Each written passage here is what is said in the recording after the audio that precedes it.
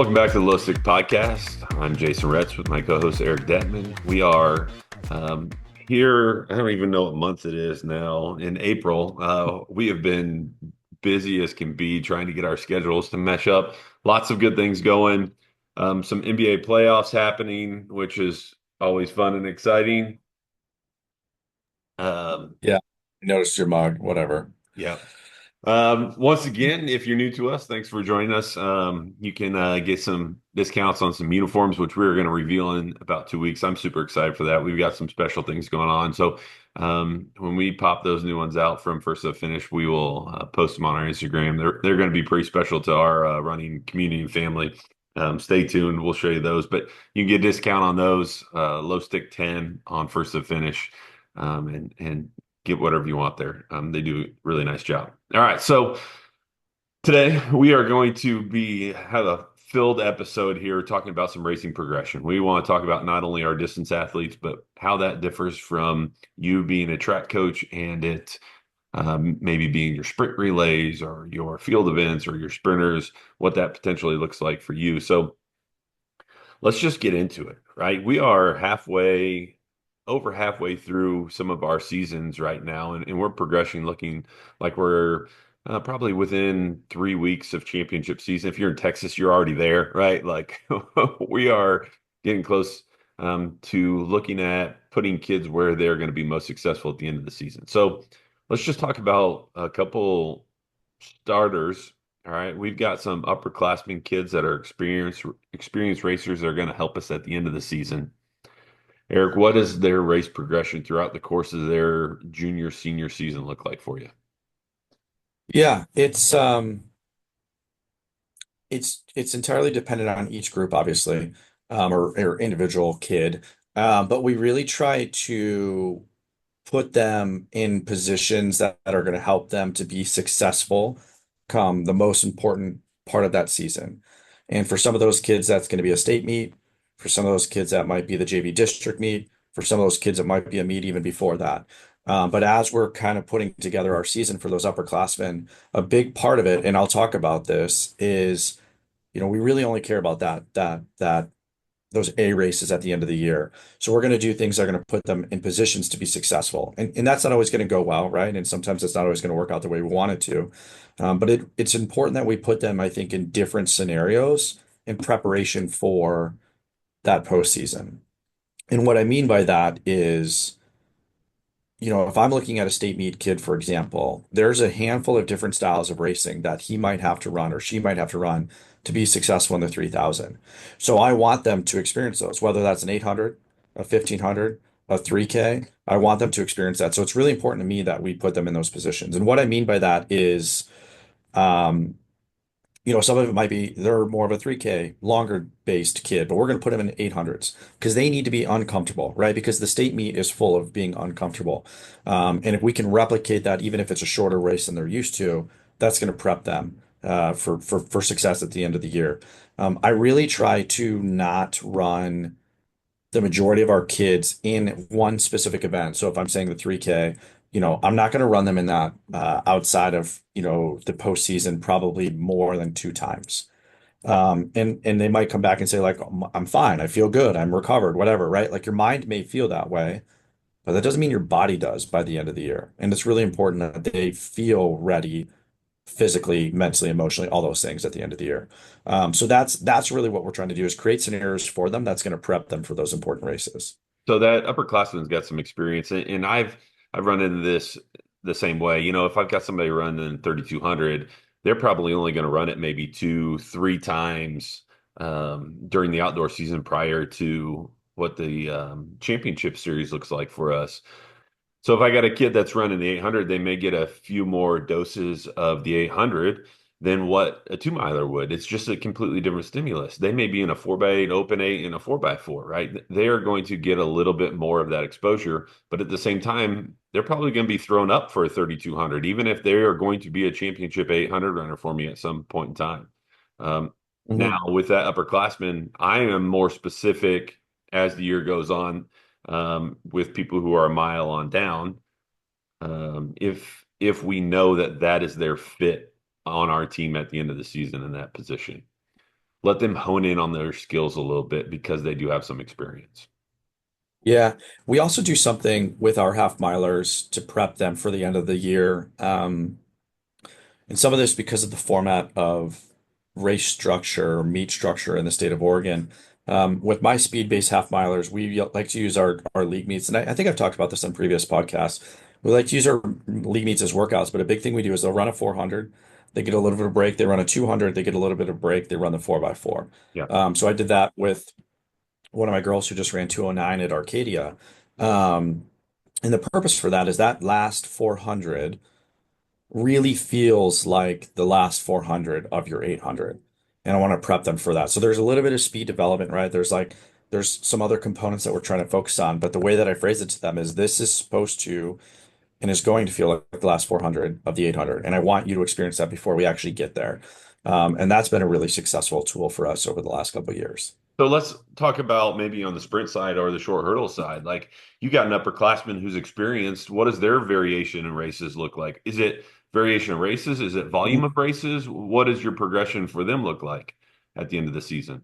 Yeah, Yeah, that's a good question. And we try to be really judicious about how we're going about choosing those races. Because I think you get caught up in this idea of like I'm a 100-meter runner, so I run the 100, the 100, the 100, the 100, the 100, right? But for some of our sprinters, there's a ton of value in them running off events. And whether that's a sprinter or even a hurdler, right? Like your 100 hurdler doesn't need to run the 100 hurdles every single meet. Like if you look at elite hurdlers, Rod Benjamin, right? He's not running the 400-meter hurdles every single meet. There's other components that he's working on. So we try to follow a similar format to that.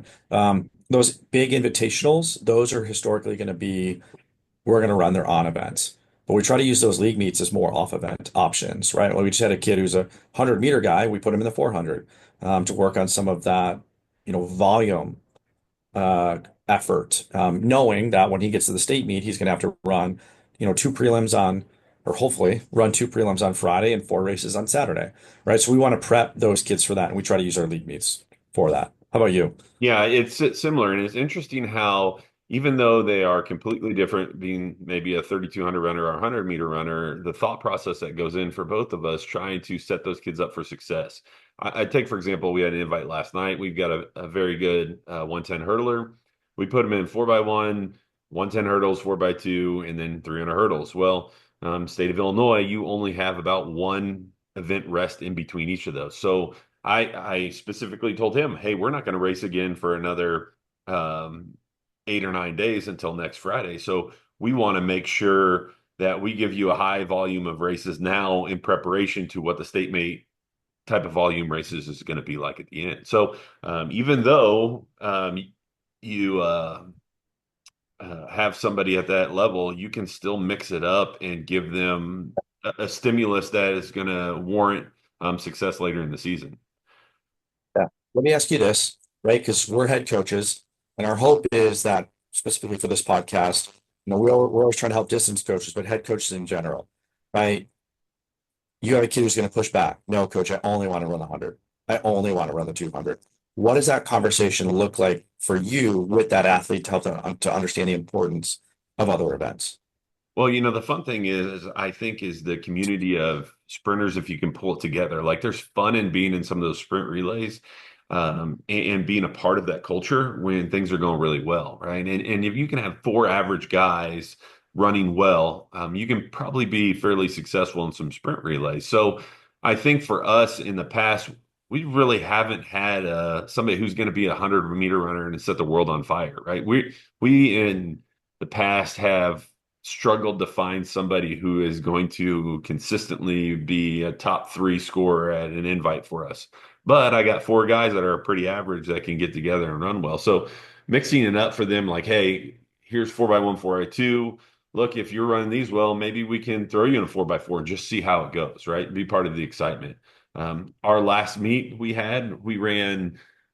last invitational that we ran seven 4x4s. I had 28 kids run the 4x4. And before we started, said, hey, you are on a 4x4, but every single person is getting a valuable split for us. I don't care if your team is in first place. I don't care if your team is in last place. You are getting a split for us to see where you can help us later in the year. And they Right. had a blast. We took a big picture with them all at the end. They were smiling like this is the end of the 4x4, and they were excited and having fun doing it. So I think if you can create that culture of understanding and some energy and excitement around some of those relays, it can get some of those kids that just want to be a 100-meter runner to kind of buy into everything else that's going on.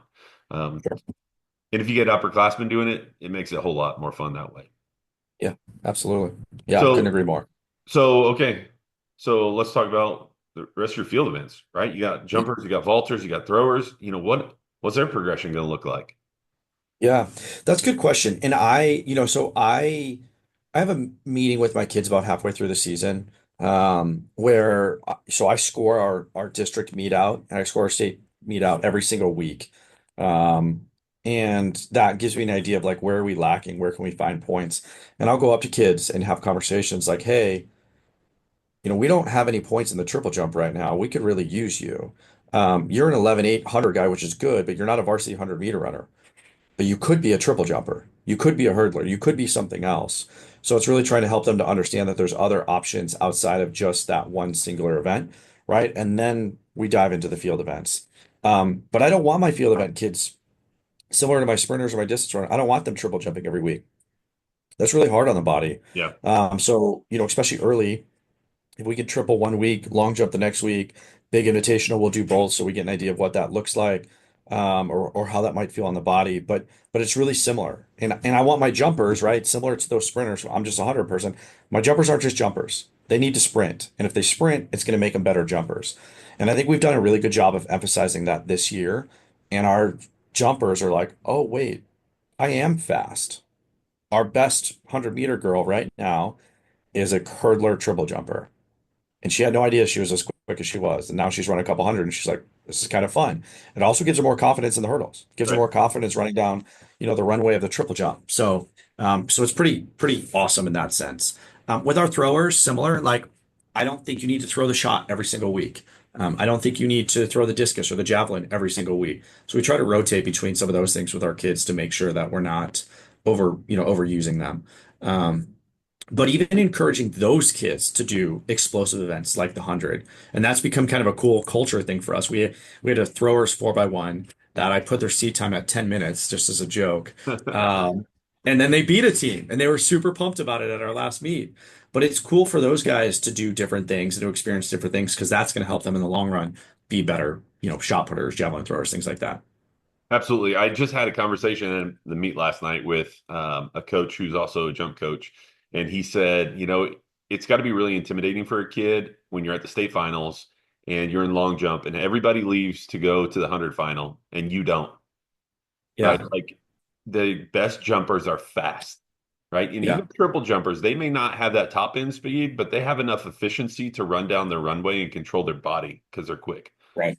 Right. Mondo's fast, right? There's a reason Right. why he jumps so high. Your vaulters Mhm. should be fast too. Our school record, Right. last two school record holders in the pole vault were both on our 4x1, right? They are fast kids.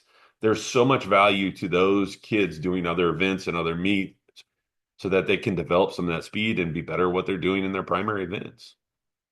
And who knows, their primary event may be something completely different than you thought it was. Yeah, we found that often within our community. We had a kid who was a javelin thrower a couple years ago. We did a combine thing, and he ended up being a 6'4" high jumper, 6'5", and scored at the state meet. That's crazy. All right, so now let's flip the script a little bit. We've talked about some of our upperclassmen in our events. We're going to get to relays here at the very end of this thing, but let's talk about some of our young kids. Maybe some of our fresh soft kids that are not very experienced as they come in. They may have had some indoor experience. They may have run in junior high, but what does your event selection look for those kids? Sometimes their season is done a month sooner than everyone else. What are you doing with those kids throughout the course of the season? Are you giving them quote unquote primary events during some of your league meets? What are you doing to prepare those kids for their future? Yeah, with our freshmen, we like to, and if we're looking at this from a distance perspective, we like to, I like them to race a lot. I think it's important, right? Like and even if that means that they don't get as many workouts, I'm okay with that because I want to teach young kids how to race. And I want to put them in different scenarios and different situations to see how they're going to respond to those. And I think it's really valuable for them, especially at a younger age, to learn some of those things and just to race. So do we, say like you're a 3K runner or an 800 or whatever? No, but I think we have a pretty good idea of like what their best event is. And we'll set up races. So this Wednesday, we set up for our freshmen. Um, a 3K, right? And I had my one of my top boys leading. I had two of my freshmen right behind him. I had one of my other top boys fourth in line to make sure those freshmen didn't fall off. And then we had a couple of other kids a little bit further back. I had another one of my top kids who was leading a different freshman. It was awesome. We have five freshmen who have run faster than 9:45 for 3K. Wow. Um, and a lot of that is because we're trying to set them up for success. So yes, I think it's really important. And a coach at Crater High School, Justin Loftus, so people probably know Tavon Kitchen, Josiah Tossinson, both sub 4 in the same race in Boston. That's a big component to his program is getting those freshmen involved with the upperclassmen as soon as possible, as fast as possible, so that they're like, oh my gosh, Josiah helps me today. I want to be Josiah one day. I want to work out with him more. I want to race with him more. So we try to implement something very similar to that. But I want my young kids to race a lot, even if that means less training. So How about you? yeah, we're similar. Tuesdays, take for example, this last Tuesday, we had some kids that were trying to break 5 in the mile, and three of my upperclassmen boys just jumped in and paced them 75s and hang on as long as you can. And then we had this understanding that if somebody fell off, this person's going to go with this person's going to go with the next person, right? To try to help them out along the way. So we're trying to do everything in our power to help them be successful and learn how to race at the same time. Yeah, I love that. It's very difficult in track and field because we are not a huge team. We've got enough kids to fill a full lineup, and we've got some JV kids, but we don't have a ton of extra meets in our area for people to go to. So a lot of the varsity meets that we go to will have fresh soft events, and we try to mix as many kids in there that are making progress and invested as possible along the way, to try to help them be at a varsity meet and see what a varsity meet means. Because sometimes some of those dual meets on Tuesdays, it's not really a varsity atmosphere per se, right? And it's hard to duplicate that after school on a Tuesday night, when nobody's putting impressive times down and there's three teams there, right? Especially around us. So I think it's important on some of those meets to mix in kids when you can. We just ran pretty much an all freshman 4x8 last night, and it was windy, and all four of them combined probably weigh 300 pounds. But they got to see the rest of the meet and what it was involved, and how racing really looks like, and so that's fun for them to be able to just be around it and see what goes on, the inner workings of a team per se. I think it's also, it's a way to build like a love for the sport and competition with some of those young kids. Like they get introduced to those things at a young age, like they're going to be there forever because that was such a cool experience for them. I got to race with this person. I got to run in the varsity, whatever. Um, I think those kids remember that and they want to be a part of it and they want to continue to like they get that like first taste and they're like, I want to keep doing that. I think that's really helpful. So I'm assuming that with your sprinters and your young field event people, you're doing the same thing. You're trying to get them to compete as much as possible as well, Yeah. correct? Yeah. Yeah. I mean, within reason, absolutely. Like some of our throwers we'll try to limit like our javelin throwers, so they're not doing stuff every single week. But we have a meet today it's a varsity invitational and we're trying to take a lot of our young kids to give them that experience. We had a kid who he's good. He's a sophomore. He ran 11.7 something and like 23 something, I think, or right at 24 seconds at the 200. He's pretty new to the sport. But I'm just like, hey man, you're him. Like you're gonna be the next guy for us. Um, and he did that in a league meet, right? Because he had an opportunity. So the more opportunities we can give to those kids, the better they're gonna be. And he's a guy who, when he first started, was like, maybe I'm a track guy and maybe I'm a 100 guy, and now he's all in. Yeah. And now he's asking about winter conditioning and fall conditioning and things like that. So it's all about, I think, giving kids opportunity. And if you do that, they're gonna fall in love. Yeah, and sometimes it takes those moments, right? They need to be able to experience it before they can buy in. You can tell them anything you want, but they have to be there and feel it, experience it, be a part of it, Right. understand it. And then I think it's important too, like after those experiences to reinforce how awesome they were. Right. Like one thing I like to do with some of my kids is like, how cool is it? And not even that like you're running with this person from Lincoln. How cool is it that you were in the same race as this person who, ran 4:06 for the mile? You earned that. You got to be in that race because, you've done the things we've asked you to do. Um, and I think like really highlighting, ensuring that they understand like how big of a moment that was, and how special of an opportunity that was, I think is really important. All right, so let's talk about maybe some sprint relays, right? Yeah. The selection process of who goes in there, there's a whole bunch of components that go into it. Can you lead off? Mhm. Can you get a stick? Can you give a stick? Can you be consistent? There's a lot of things that are involved. So what is your relay progression throughout the course of the season? You got the same four guys in there or gals in there the entire season, or what are you doing to maybe get to that point? We try to switch things up. It's funny. Our first 4x1, I had a couple of kids reach out to me like, wait, why am I on this team? Why am I not on that team? Or like they felt like one was a varsity and one wasn't. And I'm like, we're just trying to put you guys in positions to see how do you respond. Like, are you better as a curve runner? Are you better on the straightaway? Like you said, can you take a baton and give a baton, right? If you can't, like, well, then we got to probably put you on the front or the back. So just putting them in situations, but I also want to see how do they respond to being put on this team or that team. Like what kind of teammate are like, all right, I'm going to take this team to the promised land, or like, I don't want to be on this team. That person's not as good as me. Right? Like those are certain things I want to learn. So rarely is it these are our four right away. And I think you start to get an idea of that, but you also need to prep. Like we had our state meet 2 years ago when our boys team won the state championship. The guy who anchored our 4x1, the only 4x1 he ran all year was the state meet. And we had sort of talked about it, but I had talked to our sprint coach and I said, listen, put him on the anchor. All he's got to do is take the baton. If we get DQ'd because he messes up and runs out of the zone, whatever, we weren't going to score anyways. But if he gets the baton and runs the field down, we could finish, we could score some points. And we knew the state meet was going to come down to a few points. We got fourth out of the slow heat because this dude was a baller. Right. And, but he was ready because we had talked about that scenario and we had done some stuff, baton exchanges. Um, just because he didn't do it in a race doesn't mean he wasn't ready to do it. And I think it's important as head coaches to be thinking that way, right? Like if this happens, I need to be ready with this. And how am I going to prep that person for it? Yeah, and I think that's super important because even though that's his first relay, that's not his first prepping experience for it. You are preparing them throughout the entire course of the season.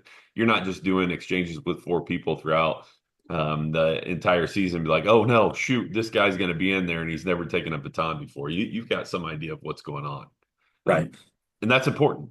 Now Yeah. it's maybe not as interchangeable as maybe what a 4x4 or in our case a 4x8 is. Um, but there's also some thought process there. Who can run in, if you're in a 4x4, who's most experienced runner that can run in their lane to lead the thing off, right? Sometimes you put a distance kid in there that is not used to running in their lane the entire way around. It could be catastrophic. Yep. You, I don't like, so I say this a lot. I don't like putting distance runners on the second leg of the 4x4. And the reason for that is I think it requires them to run a style of race that they're not used to running. Right? Like a distance kid for the most part is pretty aggressive throughout.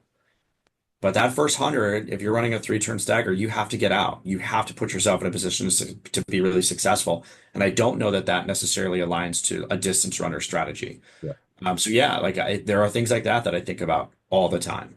Um, I'm not a big like, some kids are like, oh, why am I leading off? I can't come out of the blocks. Like, listen, coming out of the blocks in the 400 ain't making that big of a difference. Yeah. Like, can it, right? Is it a couple hundreds? Yeah, sure, whatever. It's not tense. We're not talking a full second. But yeah, that the two spot is the one that I typically don't like distance runners being on. That's funny because I love 800 runners in that second spot because they Yeah. have the ability to cut in really well and take good tangents down the backstretch. So you're right, though. Most of the time, it's not, if they're not a quality 800 runner for me, and they're just a fast distance kid, a miler, I normally don't stick them in there. But you're right. Yeah. Those are things you have to think about because you can completely take yourself out of the race. on that first exchange. Right. All Yeah, right, totally. so you don't have a 4x8 within the season, but you have 4x8s or 4x miles that you run throughout the course of the season or in the championship season. What's your thought process on who you're putting in those positions? Yeah, it's a little bit dependent on the meet. We're going to run a 4x8 in a couple weeks and try to break the state record. And that's going to look very different to like if we were running at a big invitational. Um, we go to the Twilight Relays next week, which is, they put like 20 teams in a 4x8 on a track and it gets really crowded. I lead off with my best kid. I want to get out of traffic. Like I don't want to have to deal with baton exchanges getting knocked out of hands and things like that. So I'm just going to put my best kid out there and say, "Come get us." And that's worked pretty well for us because we've not done that in the past, and we've run into issues with some of those exchanges. Um, so yeah, that's kind of my strategy for a bigger invitational, like Oregon Relays. I've done that. Twilight Relays. I've done that. But if it's a smaller event, like we're going to host an invite in a couple weeks, where I think we'll be the best team, then we'll just go our heavy hitters on the back end and have an idea of like because we're trying to set a record, right? Like what do we have to do in order to get that? Right. It's funny because I am a distance coach. We got 4x8, but I absolutely do not like the 4x8 in smaller meets or smaller invites. I only want a 4x8 when there's going to be a bunch of competitive teams or in championship time. Yeah. Because I think there's more value for some of those kids at times to racing head to head with someone as opposed to time trialing an 800 by themselves in the middle of Right. nowhere. At most of the meets that we go to, we do not load 4x8s because we don't want to run by ourselves or with one other team that we know we're going to run with the entire time. I just don't see a lot of value with it. Now, our younger kids, it gives them race experience. I can put four young kids in a 4x8, and I can put my Right. varsity kids in open events and have them run against people. So, um, as much as I'm a distance coach, 4x8 at most meets, I agree. get rid I of would it. agree with that 100%. Yeah, I would agree with that 100%. I do like the component of being able to throw your young kids in there and giving them opportunity. Yep. But I also agree, like, they probably are getting, at least from my experience, better opportunity being in an open event where they can race some other kids and there's a bunch of people around them versus one or two other teams. Right. If one team puts their two best guys and they put the two slow guys in there at the end, well, then if I got four young kids in there, my four young kids will never see those two kids because they won't catch them by the end. Um, Right. they're just running by themselves. So Right. there's a time and a place. So with that being said, for us, most of the season, the 4x8 is a non-existent type of thing. By the time we get to the end of the season, our team that went out last year for Nike Outdoor, I think they ran twice indoor season, once to qualify, once at prep top times, and I think we ran it three times outdoor conference sectionals and then state meet with those best four in there all at the same time. Doesn't happen Right. very often. So maybe if you're in a more dense area where you got a lot more 4x8s that are competitive, it's a thing. But around us, we don't do it very often. Yeah, I totally get that. Even in some of those dense areas, when I look at results from like the Chicagoland area, it doesn't seem like people are loading that until we get to the big invites. Yeah, I agree. Absolutely agree with that. All right, so we talk about progression of our team. Now let's talk about just the atmosphere, knowing because your team is smart, you're teaching them these things along the way. How does the atmosphere develop along the course of the season as you're kind of honing in? Like, do you feel that energy grow, or what does that look like? 100%. Yeah, it's interesting. I tweeted something about this like 2 years ago, about like how do we get kids to buy in at the state meet, or how do we get kids to buy in at the beginning of the year like they do at the state meet or the district meet or whatever it might be. And there's a guy who I love talking to, Stephen Montoya out of New Mexico, who kind of pushed back and said that's part of the process is you don't want your kids to buy in at the first meet like they do in the state meet because from an energy standpoint they run out, but also like part of that process is building that excitement, that commitment, that whatever. And that like kind of changed my thought process and I really enjoyed him, pushing back on that. Because it's true. Like our first meet we were excited, but we weren't nearly as excited as we're going to be on May 30th. Yep. But the second meet we were more excited. The third meet we were more excited. So I think it's really trying to talk about like all of these are building blocks and opportunities to get us to where we need to go. And that's super, cliche coach talk, but it's true. Right, Absolutely like true. Yep. yeah, the end of the season is really important. And if Oregon relays or the Sherwood need for speed or whatever meet it might be doesn't go the way we want, that's okay, right? Because the buildup is never going to be perfect, but we need to make sure that we learn and take things from those experiences, good and bad, and prep for those big meets. And I think our kids do a good job of that. Are they sad sometimes? Yes. Are they disappointed sometimes? Yes. But do they recognize at some point that there's a bigger picture here? Yes. And I think we get there. Yeah, I take, for example, our meet last night. We had 20-mile-an-hour winds all night long. They never died down. And we were in a position where we were trying to run fast.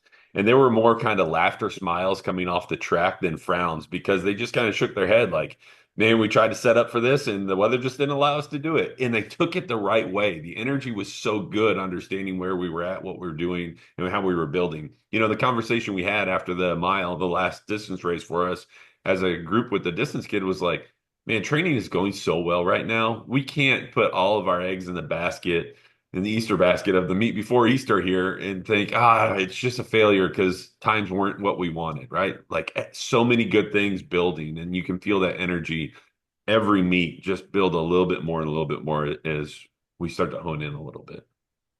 Yeah. So the important thing is if you're listening to this and your team isn't all in on winning a state title right now or whatever that looks like, it's okay. You're building that as the season goes on with every invite that comes and everything that comes with it. Yeah, and I think this works, whether you're trying to compete for a state championship, a district championship, or, some other meet before that, right? It's just PRs having at a the end of the season. well thought out process. Like I know at the start of the year, I know a large majority of my kids, every race they're going to run over the course of that season. But that doesn't ever end up being the exact plan because things change. But it is helpful to have something set in place to have an idea of what direction I want to go in with an understanding that we need to be flexible, regardless of event group. Absolutely. All right. Well, let's wrap this up. I think if you're listening, the important thing is what? Have a variety of events, expose them to as much as you can. Yep. Try different things. Yep. Don't just hone in and just, pigeonhole yourself as one singular 3K runner, shot putter, javelin thrower, whatever it might be. Like go try different things, figure out what you're actually good at and what you really enjoy. And every event group, I think you could say the same thing. The progression, you may think in your brain may be different, but is more similar than different in a lot of different ways for track and field. So don't Absolutely. don't. Well, let's just take Grand Slam. I mean, this is a whole nother thing. The Grand Slam, they're running different events, right? There's a reason they're successful in those events. So Yeah. enjoy racing at the end of the season here. Good luck in your meet tonight. Hopefully, you find some legs that you potentially need. Yeah. Thanks. Um, Uh, if you're out there listening, like, share, subscribe, do all that fun stuff. Thanks to our good buddy, John Sipple. I'm going to try some new things to try to get it in your feed a little more often. He said, I can't search, and when I search it, it doesn't pop up. So I got some ideas. Chat GPT is helping me out a little bit. We'll see if we can get it in your feed as you're looking, scrolling for us. So until next time, good luck during championship season, and we'll talk to you in about a month. So long.